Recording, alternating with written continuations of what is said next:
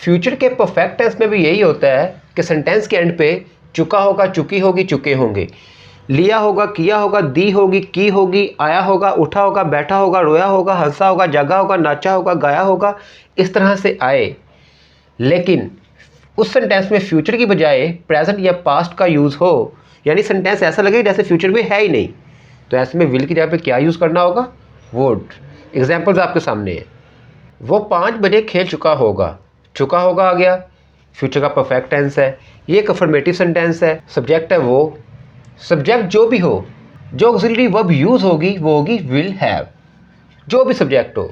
तो सब्जेक्ट है यहाँ पे वो, ही विल हैव। ये सेंटेंस चूंकि फ्यूचर का परफेक्ट टेंस है इसलिए विल हैव का यूज़ हो रहा है। He will have. खेलना यहाँ पे एक वर्ब है जिसे कहते हैं प्ले, और उसकी थर्ड फॉर्म होगी प्लेड। हमेशा परफेक्ट टेंस में वर्ड की थर्ड फॉर्म यूज होती है, किसी भी परफेक्ट टेंस में। ही विल हैव प्लेड, वो खेल चुका होगा कब? 5 बजे, एट 5 o'clock। 5 o'clock की जगह पे आप जस्ट 5 भी कह सकते हैं। He will have played at 5।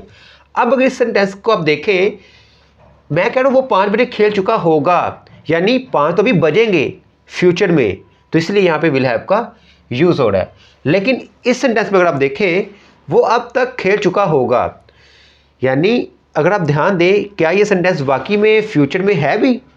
वो अब तक खेल चुका होगा, यानी अब तक, यानी इस समय से भी पहले, ये जो प्रेजेंट है इससे भी पहले वो खेल चुका होगा। तो ये तो पास्ट की बात हो गई, इसलिए विल नहीं वुड का यूज़ होगा। सब्जेक्ट है यहाँ पे वो, चुका होगा फ्यूचर का परफेक्ट टेंस है, लेकिन यहाँ पे विल नहीं वुड का यूज़ किया जाएगा। सब्जेक्ट है वो, ही वुड हैव प्लेड, बाकी सेंटेंस तो ऐसे ही बनेगा, ही वुड हैव प्लेड अब तक। अब तक को आप क्या कहते हैं? By now. He would have played by now. तो कितना इंटरेस्टिंग हो रहा है, विल हैव की जगह पे यहाँ पे वुड हैव का यूज़ हो रहा है, क्योंकि वो अब तक खेल चुका होगा, यानी यहाँ पर पास्ट की बात हो रही है, यानी फ्यूचर में किसी काम को किए जाने के बारे में बात नहीं हो रही है, यानी अब तक वो हो चुका होगा वो काम, इसलिए यहाँ पे वुड हैव का यूज़ किया है। नेक्स्ट सेंटेंस देखिए, कल सुबह वो अमेरिका निकल चुका होगा। चुका होगा, चुकी होगी, चुके होंगे, फ्यूचर का परफेक्ट टेंस है। कल सुबह, इसके लिए तो मैं सिंपल कहता हूँ टुमारो मॉर्निंग। टुमारो मॉर्निंग वो अमेरिका निकल चुका होगा। अच्छा, एक चीज़ का हमेशा ध्यान रखिए, ऐसी ऑक्सिलरी वर्ब जो 2 वर्ड से मिलकर बनी हो, बीच में लगता है नॉट। ये गलती कभी मत करिएगा, बीच में लगता है नॉट। कल सुबह, टुमारो मॉर्निंग वो अमेरिका निकल चुका होगा। चुका होगा, चुकी होगी, चुके होंगे, फ्यूचर का परफेक्ट टेंस है। सब्जेक्ट है वो, ही। निकलने को लीव कहते हैं, ये एक वर्ब है जिसकी थर्ड फॉर्म लेफ्ट का यूज़ किया जाएगा। टुमारो मॉर्निंग, लेकिन अगर आप सोचें, क्या ये सेंटेंस फ्यूचर के परफेक्ट टेंस में है भी? कल सुबह वो अमेरिका निकल चुका होगा, यानी सुबह तो अभी होगी, तो ऐसे में इसे विल हैव में बनाया जाएगा, ना कि वुड हैव में। Tomorrow morning he will have left, वो निकल चुका होगा किसके लिए? अमेरिका के लिए, for America. Tomorrow morning he will have left for America. Next sentence, क्या वो 2026 तक ग्रेजुएशन कर चुकी होगी? क्या से शुरुआत होगी? चुका होगा, चुकी होगी, चुके होंगे, फ्यूचर का परफेक्ट टेंस है। क्या से शुरुआत हो रही है, तो यहाँ पे डब्ल्यूएच फैमिली मेंबर क्या के लिए व्हाट का यूज़ तो होगा नहीं, क्योंकि सेंटेंस का आंसर आप यस या नो में दे सकते हैं, ये तो यूज़ होगा नहीं। डायरेक्ट शुरुआत होगी will say, will he have. अब ग्रेजुएशन करने के लिए एक वर्ड है ग्रेजुएट, उसकी थर्ड फॉर्म ग्रेजुएटेड का यूज़ किया जाएगा। विल शी हैव ग्रेजुएटेड, और कब तक? 2026 तक, बाय 2026। तो यहाँ पे डब्ल्यूएच फैमिली मेंबर तो यूज़ होगा नहीं, सीधा यहाँ से शुरुआत होगी विल से। अब सब्जेक्ट है वो, चुकी होगी, इसका मतलब वो एक लड़की है, शी का यूज़ करेंगे। ग्रेजुएशन यहाँ पे एक वर्ब है जिसके लिए हम थर्ड फॉर्म ग्रेजुएटेड का यूज़ करेंगे।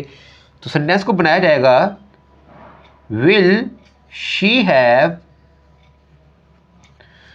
Graduated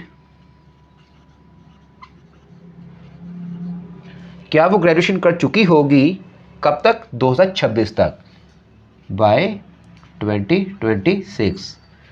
will she have graduated by 2026?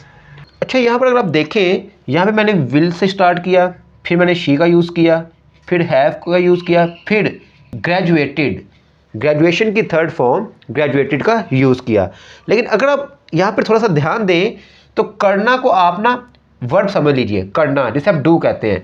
तो यहाँ पे मैं इस सेंटेंस को ऐसे भी बना सकता हूँ, विल शी हैव, और हैव के बाद यहाँ पे मैं यूज़ कर सकता हूँ डन का, डू की third form done, will she have done.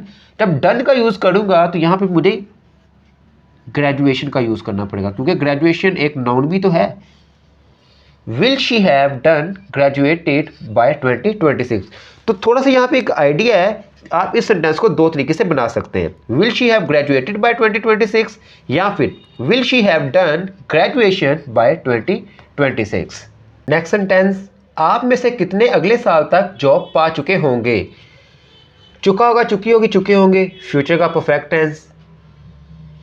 पाना यहाँ पे एक वर्ब है, पाने को आप फाइंड कह सकते हैं या फिर आप गेट भी कह सकते हैं, और पाने की थर्ड फॉर्म फाउंड का यूज़ होगा। लेकिन जब मैं आपसे कहता हूँ आप में से कितने लोग अगले साल तक जॉब पा चुके होंगे, तो आप में से कितने, आप कह सकते हैं हम 5 लोग जॉब पा चुके होंगे, हम 5 लोग जॉब पा चुके होंगे। तो पाने का काम किसने किया? हम 5 लोगों ने। तो यहाँ पर जब मैं आपसे कहता हूँ हाँ आप में से कितने, तो यहाँ पर मैं सब्जेक्ट के बारे में ही पूछ रहा हूँ, यहाँ पर मैं सब्जेक्ट के बारे में ही पूछ रहा हूँ। तो ये स्पेशल केस में आएगा, इंटरोगेटिव सेंटेंस है, जहाँ पर WH फैमिली सब्जेक्ट के बारे में ही पूछ रही है। तो ऐसे में बनेगा ये अफर्मेटिव की ही तरह, ठीक है। आप में से कितने, WH फैमिली मेंबर में मैंने आपको बताया था आप में से कितने को क्या कहते हैं? How many of you, how many of you, आप में से कितने पा चुके होंगे। अब ध्यान दें ये सेंटेंस फ्यूचर में है या पास्ट में है? आप में से कितने अगले साल तक जॉब पा चुके होंगे, अगला साल तो अभी वो आएगा, यानी फ्यूचर की ही बात कर रहे हैं, तो ऐसे में विल हैव का ही यूज़ होगा। How many of you will have, अब पाने को फाइंड कहते हैं, फाइंड की थर्ड फॉर्म फाउंड का यूज़ करेंगे। आप चाहे गॉटन का भी यूज़ कर सकते हैं, गेट की थर्ड फॉर्म गॉटन का भी आप यूज़ कर सकते हैं। How many of you will have found, क्या पा चुके होंगे? जॉब। कब? अगले साल तक, by the next year. How many of you will have found the job by the next year? मेरे पापा घर पहुंच चुके होंगे, चुका होगा, चुकी होगी, चुके होंगे, फ्यूचर का परफेक्ट टेंस। लेकिन यहां पे सब्जेक्ट है मेरे पापा, माय फादर। अब यहां पे विल हैव का यूज करेंगे या वुड हैव का? मेरे पापा घर पहुंच चुके होंगे, यानी ये काम ऑलरेडी हो चुका होगा, पहुंचने का काम तो वो ऑलरेडी कर चुके होंगे, यानी पास्ट की बात हो रही है, यानी पहुंचने का काम तो ऑलरेडी हो चुका होगा, इस टाइम से भी पहले ये काम हो चुका होगा। तो ऐसे में विल नहीं वुड का आप यूज करेंगे। माय फादर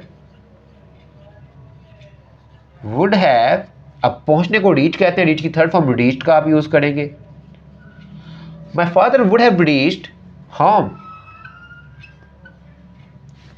हम शाम को यूके पहुंच चुके होंगे, चुका होगा, चुकी होगी, चुके होंगे, फ्यूचर का परफेक्ट टेंस, ये एक अफर्मेटिव सेंटेंस है।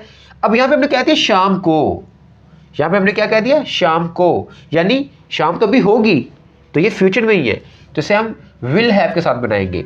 सब्जेक्ट है यहाँ पे हम को आप कहते हैं वी विल